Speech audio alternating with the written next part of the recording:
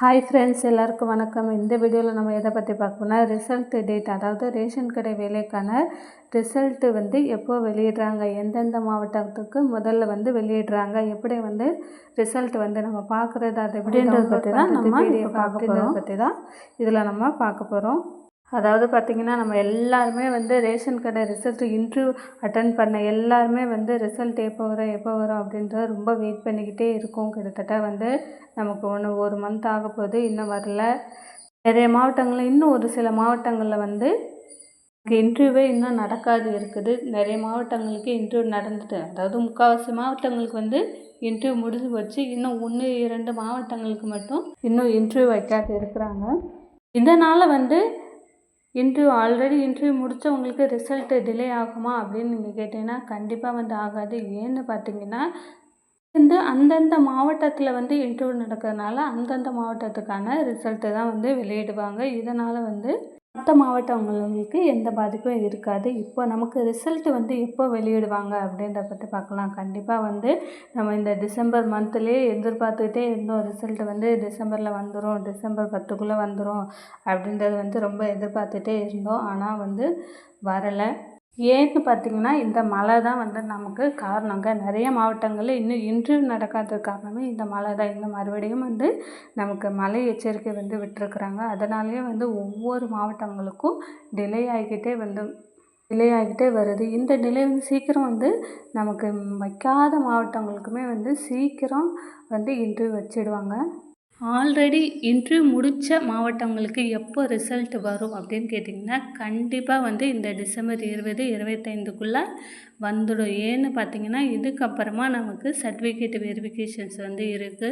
இதுக்கப்புறமா பொங்கல் வந்துடும். அதனால் நிறைய லீவ் எல்லாம் வந்துடும். அதனால் லேட்டாக ஆகாது. கண்டிப்பாக இந்த டிசம்பர் 24 அல்லது டிசம்பர் 25க்குள்ளே வந்துடும் அப்படின்றது எல்லோரும் சொல்லிட்டு வராங்க.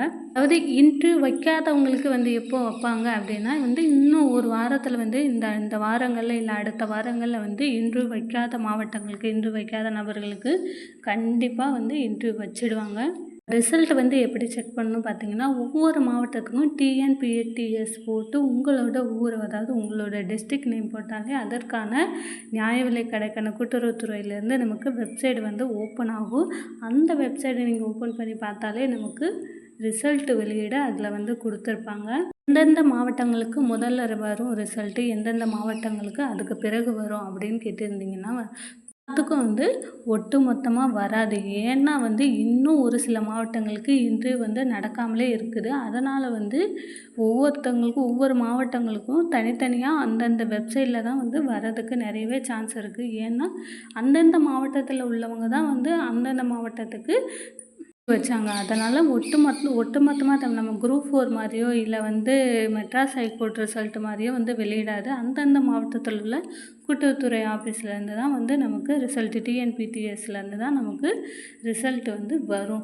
அதனால் எந்தெந்த மாவட்டத்துக்கு முதல்ல யார் இன்டர்வியூ முடிச்சிருப்பாங்க. நிறைய மாவட்டங்களுக்கு ஆல்ரெடி முடிஞ்சிருச்சு. இன்னும் செங்கல்பட்டு, இன்னும் சென்னை மாவட்டங்களுக்கு இன்னும் மழை எச்சரிக்கை விட்டதுனால டிலே ஆகிட்டு வருது. அவங்களுக்கு இன்னும் இன்டர்வியூவே இன்னும் நடந்து முடிக்கலை. அதனால் அவங்களுக்கு ரிசல்ட் லேட்டாக தான் வரும். அதனால் மற்ற மாவட்டங்களுக்கும் லேட்டாக வருமானா கண்டிப்பாக இல்லை. இவங்களுக்கு, அதாவது ஆல்ரெடி இன்டர்வியூ முடித்த மாவட்டங்களுக்கு ஒவ்வொரு மாவட்டங்களுக்கும் தனித்தனியாக நம்ம வெப்சைட்டில் போய் செக் பண்ணுற மாதிரி தான் ரிசல்ட்டு வெளியிடுவாங்க.